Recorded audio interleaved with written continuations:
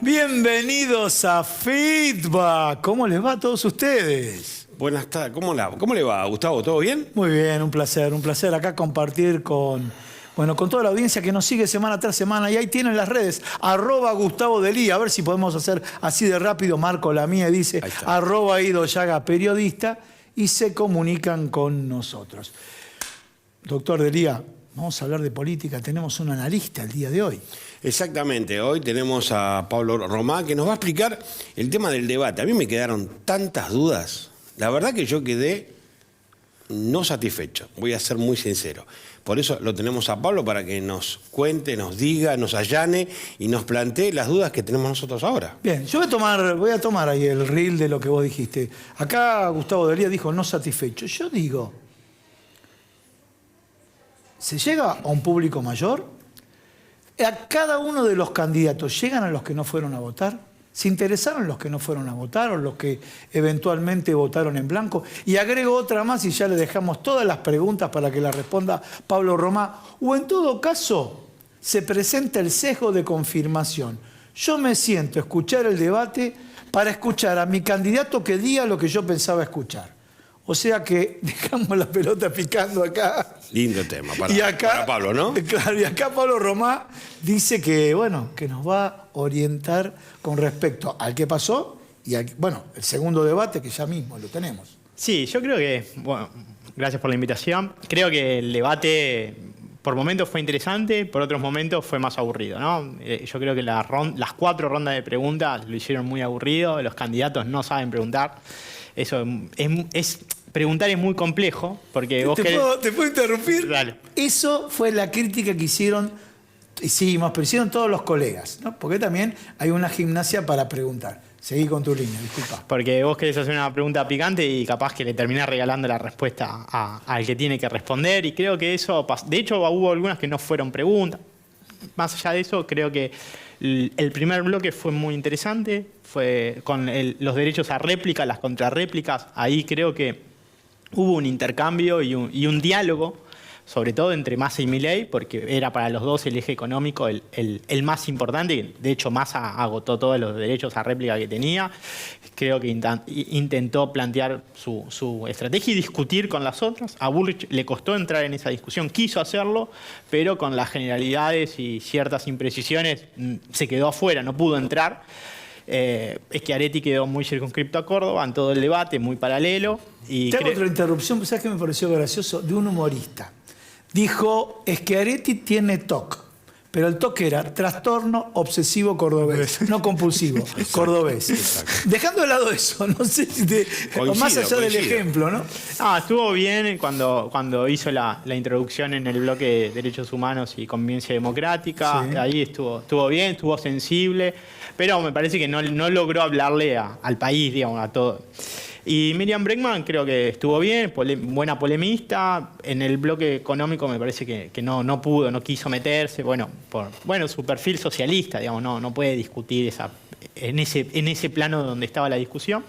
Y respecto a nosotros, los ciudadanos que vimos el debate, yo creo que el debate fue importante, es una síntesis muy importante para un montón de gente que no sigue la política día a día. En 2 horas tuvo un resumen de las campañas, de las posiciones de los candidatos, de la imagen de los candidatos. Yo creo que el debate sirve para la reflexión, mucha gente reflexiona, no solamente por lo que se dice, sino por lo que se transmite en el debate, lo que transmiten los candidatos. Y no creo que haya una relación directa en votos con la evaluación que se hace del debate, pero sí creo que ayuda a la reflexión, sobre todo por esto, porque hay un montón de gente que no sigue la política día a día, y creo que ahí tuvo una síntesis de los posicionamientos más generales, al menos de 3 temas. Ahora el domingo que viene van a ser de otros 3 temas y vamos a ver qué pasa. Este domingo que ya pasó, sí, de los otros 3 temas. Sí. El tema es este, yo me quedé un poquito con el sabor amargo de Milei. Yo me esperaba encontrar con un león, y como dijo Bregman, vi un gatito amansado. ¿Cómo lo viste a Milei? Yo creo que también los debates, hay que entender que... Agrego algo más, ya que estamos. Pues ya que estamos, tenemos un programa en radio, de paso lo chiviamos, XLFM, Rosca y Rock and Roll, ¿sí? Acá. Pero hablando de rosca, ¿qué es lo que dijo el colega Longobardi? Le hicieron un enema con clonazepam. No es frase mía, fue frase de Longobardi. Así que yo lo repito acá. ¿Cómo lo ves vos a raíz del comentario que te hizo Gustavo, no? No, yo coincido. Creo que los debates se juegan en la previa, en el durante y en el post-debate. Creo que a Milei le pesó la previa del debate, porque la previa del debate se especulaba con la posibilidad del desequilibrio emocional, de la ira, que grite, la idea del león al acecho ahí para atacar. Creo que eso le pesó y calmó, bajó, se mostró estable, muy contenido, muy contenido. Se lo notaba contenido porque uno veía la gestualidad cuando le decían cosas, medio como que se contuvo ahí. En un momento creo que ahí entonó un poquito más alto, pero bueno, creo que sí. Ahora, esto, digo, las metáforas futboleras, esto es como una serie de copas, digamos, el primer partido más o menos, y ahora algunos candidatos van a tener que salir a ganar, a jugar, a arriesgar más. Yo creo que Milei está en la posición del que menos tiene que arriesgar, porque quedó primero en las PASO, viene primero en las encuestas, no debería arriesgar mucho. Creo que la que más tiene que arriesgar es Patricia Bullrich, tiene que salir a ganar. Yo le quería preguntar, porque también vi, y lo quiero destacar, Miriam Bregman habló muy bien. Creo que fue la mejor oradora de todos. Coinciden muchísimo. Supo plantear, supo decirlo, más allá que uno coincida o no con sus ideas. Supo expresarlas y supo llegar a la gente. Eso es lo que yo percibí. ¿Coincidimos? Sí, coincido. Es una muy buena polemista, sabe discutir, tiene muy buena oratoria. Creo que en ese sentido tuvo momentos importantes. También entiendo que trabajó más el postdebate, ¿no? Esto que vos decís, el gatito mimoso, del poder económico, la idea del rincón del vago, 4 o 5 ideas que después... Milei le contestó si ingresaste a trabajar alguna vez a alguna empresa. Le contestó Milei. Tal vez no tuvo el efecto o el impacto de la frase que dijo Miriam Bregman, pero le dijo, ¿trabajaste en alguna empresa alguna vez? Presumo que no. Y no contestó, obvio, ¿no? No, yo creo que ella también, para ella era importante el postdebate, digamos, ¿no? Los recortes, los highlights, ¿no? Sí, sí. Porque también es difícil para el representante de la izquierda tener una discusión porque el paradigma por otro lado. Político va por otro lado, entonces es difícil. Ahora, bueno, creo que se defendió bien, planteó bien que su posición de lucha frente a cualquiera de las opciones que sean electas, pero creo que sí trabajó más el postdebate, porque después en la previa de los highlights, todo, creo que eso le sirve mucho para visualizar, y también porque para la izquierda se juega en esta elección, no es tan fácil decir, saco el 1,9, saco el 2. Lo que tiene que yo pude escucharlo a Massa después, detenidamente, a Sergio Massa, y me pareció escuchar un candidato que no tiene nada que ver con el gobierno actual. Eso es lo que yo escuché. Escuché a alguien que me daba una solución a los problemas argentinos ajeno al gobierno oficialista. ¿Vos escuchaste lo mismo? Y yo creo que hay un esfuerzo por la diferenciación. Y esa diferenciación de alguna manera está planteada. Si vos mirás los últimos meses de Sergio Massa, con un rol súper activo, tomando medidas, la de ganancia, la de la devolución del IVA, y un conjunto de baterías, y vos mirás los 3 años de gobierno de Alberto Fernández y no ves ese nivel de iniciativa, ¿no? Imagínate, no sé, si Alberto Fernández hubiera planteado alguna de estas cosas y hubiera habido más ida y vuelta, más dilatación, lo que pasó con Vicentín, ¿no? Creo que eso fue marcó también, 2 cosas marcaron al gobierno de Alberto Fernández desde mi punto de vista: Vicentín y lo de Olivos. Sí. La fiesta de Olivos, digamos, ¿no? En términos de la decisión política, yo creo, y de la credibilidad. Yo creo que Sergio Massa, un poco lo plantea, ¿no? Como los tiempos, el horizonte, tiene otro horizonte y otro tiempo. Creo que Sergio Massa se juega mucho en esta elección. Y creo que hay una modificación en términos de la estrategia. Ahora, es cierto que también hay que ser sensible para reconocer los problemas. Eso es así, porque tenés una inflación muy grande, muy pesada, tenés una presión devaluatoria constante por la deuda del Fondo Monetario, la presión del tipo de cambio.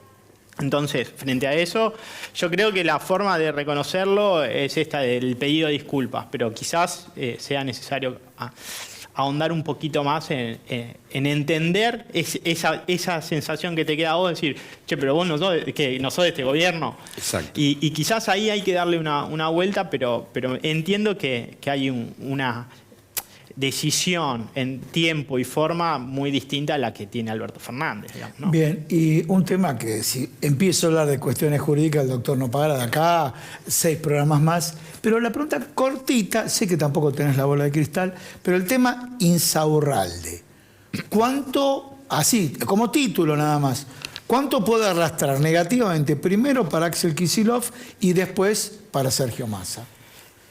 Es difícil mensurarlo, digamos, es difícil tener un número, decir, bueno, le afectan. Yo creo que para la persona que se levanta todos los días, que va a laburar, que pelea su ingreso, que la inflación, que no le alcanza, la imagen de los videos de Insaurralde son desagradables, completamente desagradables. Lo que hizo Insaurralde es, inaceptable.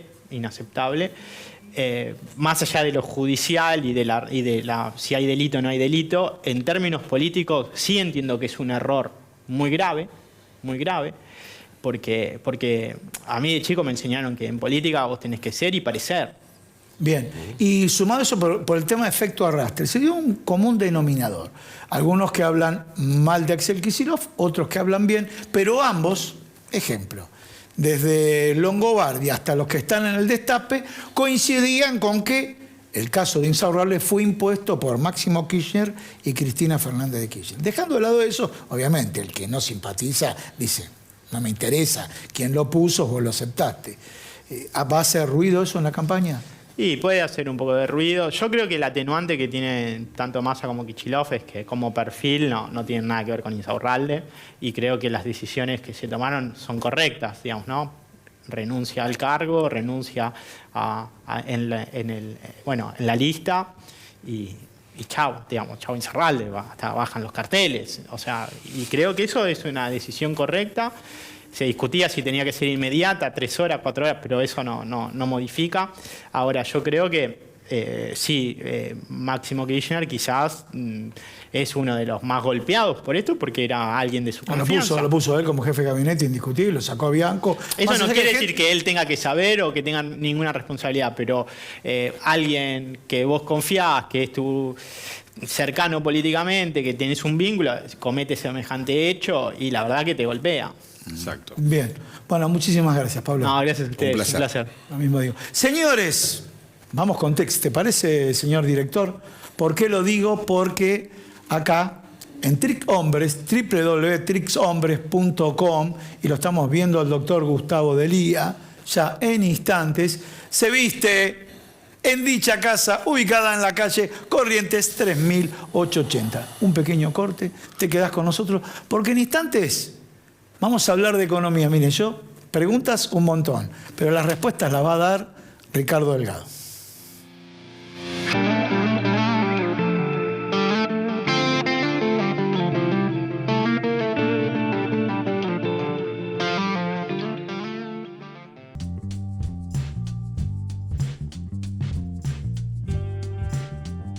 Prendete a XLFM.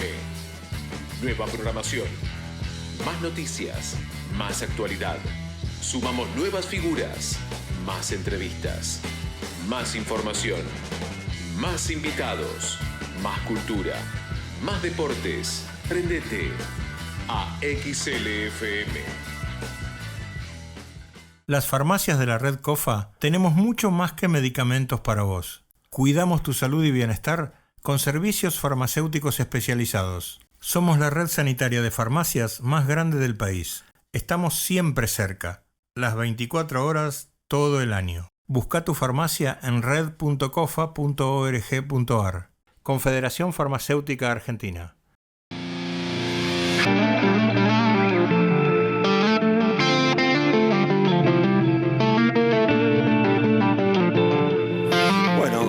Te cuento, Gustavo, acá tenemos hoy un invitado de lujo, al economista Ricardo Delgado, para que nos explique todo esto que estamos viviendo los argentinos, dólar, inestabilidad, los candidatos que hablan de dolarización, es decir, los valores de los dólares fluyen, los precios vuelan, la verdad que yo veo todo desordenado.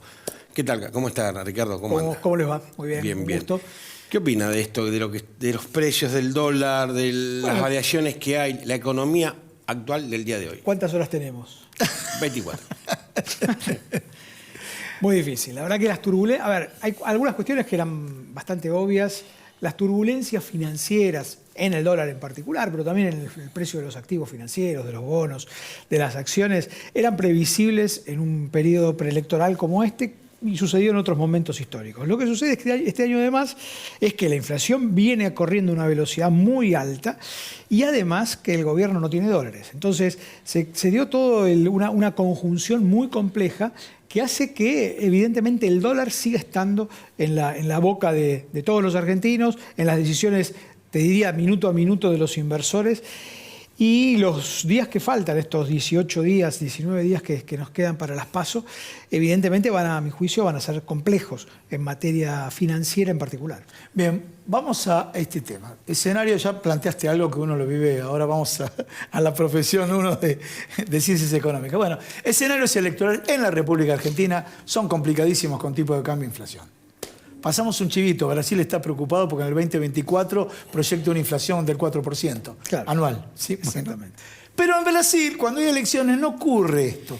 Entonces, mi pregunta hacia vos es, siempre como le pasó en el último tramo de Mauricio Macri, en este tramo que le pasa al gobierno actual? Bueno, pasa básicamente porque hay fragilidad económica subyacente, de fondo, estructural. Ese es el problema de la Argentina. ¿Por qué no pasa en Brasil? Porque Brasil tiene 300.000 y largos millones de dólares en las reservas del Banco Central, porque tiene niveles de inflación de un dígito. Y están preocupados. Claro. El año que viene Brasil, que está preocupado por la inflación, cumple 30 años del Plan Real. Bien. 30 años. Ese dato de hoy. El Me dato, parece muy bueno, sí. El dato de Fernando Enrique Cardoso, Sí. ministro de Economía, que después renuncia, a diferencia del ministro nuestro, para ser candidato a presidente y gana las elecciones, Sí. pone en marcha el Plan Real en mayo de 2024, perdón, 1994, cumpliendo 30 años el año próximo. Bueno, y la estabilidad volvió a Brasil. Pero es un programa, insisto, de 3 décadas, en donde hay orden fiscal, en donde hay problemas. Sin duda, en Brasil se discute mucho, pero las cuestiones se discuten en márgenes mucho más razonables que los actuales. Por eso no puede compararse una situación preelectoral en Brasil o en otros países de la región, ya no del mundo Argentina. desarrollado, con la Argentina. Yo lo que le quería preguntar a Ricardo, escuchando que dijo que Brasil entra en los 30 años del Plan Real, nosotros que vivimos una irrealidad total, ¿no es cierto?, en materia económica. El plan irreal. Irreal, totalmente. Lo que nos encontramos es que estamos frente a las elecciones generales dentro de muy poquito y la gente me pregunta en la calle cuando hablamos del tema, ¿qué pasará el 23 de octubre, cuando ya pasó todo? ¿Si seguirá igual, seguiremos peor o las elecciones traerán aguas calmas a la economía? A ver, si tengo que dar una respuesta en términos bien concretos, yo diría que nada va a cambiar y que con suerte podemos mantener esta inestabilidad que estamos viviendo hoy. Porque, insisto, a medida que pase el tiempo y que el gobierno llegue el 10 de diciembre y el gobierno probablemente cambie de signo político y en tanto no se definan, porque este es un punto importante. Los que tienen hoy los 3 candidatos principales están diciendo bastante poco en materia de cómo hacer ciertas cosas. Dicen qué quieren hacer, pero no dicen cómo. Y eso, aquellos que tienen pesos, aquellos que tienen, y no solamente, por supuesto, todos nosotros, sino las grandes empresas, fondos de inversión y demás, que tienen posiciones financieras en Argentina, los asusta. Sobre todo si vienen, digamos, punteando en la PASO por lo menos, opciones que plantean cambios muy profundos de régimen macroeconómico. La dolarización es dejar de tener pesos. Entonces, imagínate aquellos que tienen pesos, dicen, el día de diciembre me quedo sin digamos, ¿qué hago con estos pesos? Bueno, salgo antes, y eso es lo que estamos viendo. Por eso me parece que también en términos de responsabilidad política, los principales candidatos deberían dedicarse, ojalá que desde ahora hasta el 22 y después del 22, si es que hay segunda vuelta, los dos que queden, a precisar, a dar detalles, a definir cómo van a hacer el ajuste fiscal, por dónde van a recortar, a quiénes van a proteger, a quiénes no, para empezar a dar un orden, un horizonte. Si gana Milei, ¿cómo se va a dolarizar? ¿Qué quiere decir la dolarización? Metamos en el escenario, Sergio Massa ya habló, metamos en el escenario Patricia Bullrich, Melconian, bimonetarismo, ¿no es cierto? También, porque Melconian, muchos esperaban que baje líneas del cómo y no dijo el cómo. No, exactamente, porque además, a mi juicio, lo importante es, y yo creo que en el fondo, insisto, aquellos que toman decisiones cotidianas, financieras todos los días, saben lo mismo que les voy a decir ahora, que ni la dolarización, ni el bimonetarismo, ni la moneda digital, esta que está planteando Massa, solucionan los problemas de raíz. Claro. A ver, si vos no resolvés tus problemas estructurales, que a mi juicio gran parte de los problemas de por qué los argentinos no queremos pesos está en que ya no queremos financiar con nuestros impuestos el nivel de gasto que tiene el sector público. Y yo no soy un fiscalista a ultranza, pero evidentemente hay un problema de que los argentinos no queremos pesos. Entonces hay que ver cómo ordenamos el presupuesto público. Y esa es la discusión. Todo lo demás, dolarización, bimonetarismo, moneda digital, es, si querés, la frutilla del postre. Es lo que debería venir después. Es lo que yo vengo diciendo, esta frase tan vieja, que dice que estamos poniendo el carro delante de los caballos. Entonces, invirtamos las cosas, discutamos lo fiscal, discutamos cómo ordenamos, cómo financiamos el Estado y después sí discutamos qué mecanismo monetario y cambiario necesitamos y es requerido para poder hacerlo, ¿no? Ricardo, ¿perdió Sergio Massa en esta cuenta regresiva el poder de fuego? Porque queda un compromiso con el Fondo Monetario Internacional, fin de octubre, principio de noviembre. Que se postergó.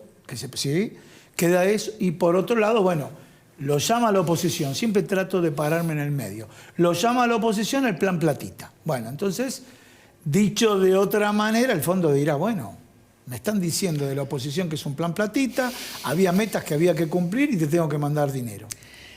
Bueno, a ver, ya no es solo de la oposición. Cuando uno hace las cuentas, no solamente la eliminación de la cuarta categoría para la crema, para el segmento más alto de trabajadores en blanco formales en la Argentina, esto hay que decirlo, sino también lo que ya es ley.